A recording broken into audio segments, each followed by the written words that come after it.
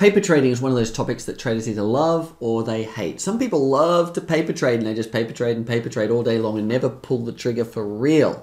Other people just hate paper trading and jump straight in with real cash.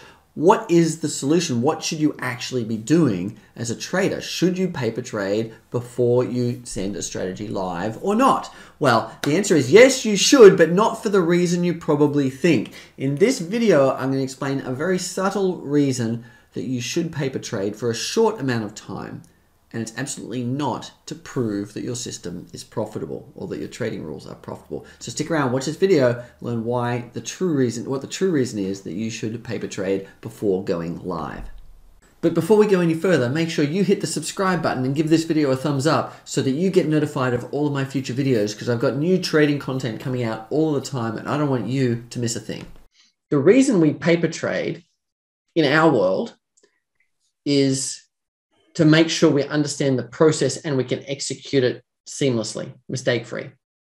It's not to prove whether or not the system is profitable, because we could paper trade for a couple of weeks or a couple of months or a couple of years and still not really have a sense for what the long-term performance of one system will be.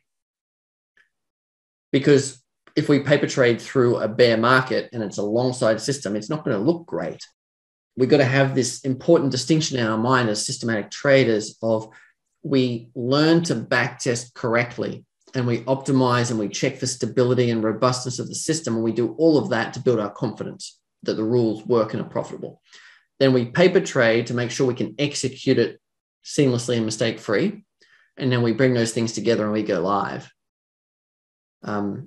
That way we can actually go live much quicker than if we were discretionary traders. Because if you're a discretionary trader, you've got to collect data from trades and you've got to say, okay, I need 50 set trades to see if my expectancy is positive or something like that.